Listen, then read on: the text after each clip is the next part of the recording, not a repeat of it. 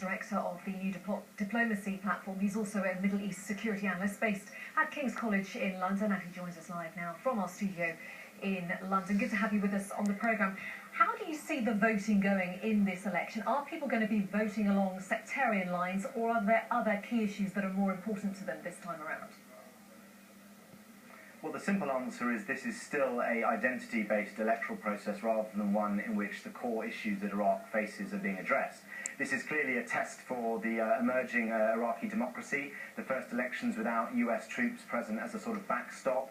I think it's a test of two particular things: competency on the day in terms of security, to make sure that across these 5,000 polling booths with 250,000 electoral workers, there's no large-scale attacks. We've already seen over 200 people killed this month.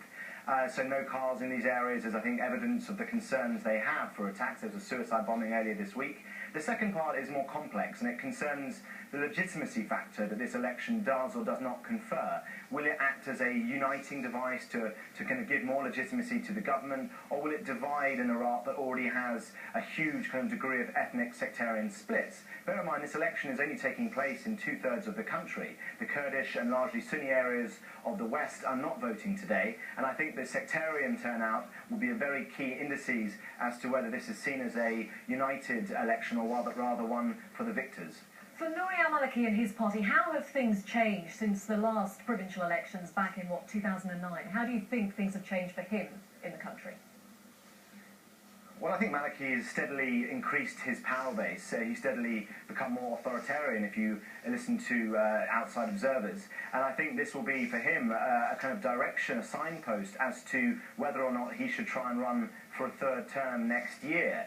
He did very well, his party did very well in the local elections last time round, and I think if reports are to be believed, he's a very skillful political operator. And again, the fact that we have certain provinces not voting today is perhaps evidence not necessarily of a technical issue, but rather Maliki wanting to make sure that he's shored up his own vote before votes occur in sort of more oppositional areas. So I think this is a key test for Maliki, and I think we do have to admit that we're enjoying the uncertainty of an electoral process as opposed to Iraqi elections in the Saddam eras in which 99.9% would vote for Saddam.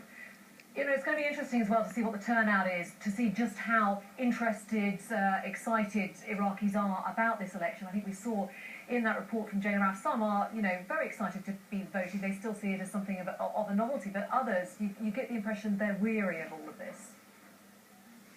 Yeah, I think that's the problem with the lack of good governance, and this is about local elections today, and you sort of see the constant problems that Iraq has with the lack of electricity, the state of the roads, of course the constant security state. 270 people were killed last month. I think there's a real problem with delivery and whether the democratic systems in Iraq, democracy is far more than elections. Are we having good governance? Are we having accountability? If you hear stories about the posters that are kind of adorning Baghdad, very few of them seem to address issues. There's sometimes they don't even mention the name of the candidate, it's just a number. So I think, this is an emerging democracy, so we shouldn't perhaps have, over pressure on it, but I think at the same time, we're far away from where the people of Iraq surely deserve their democracy to offer them.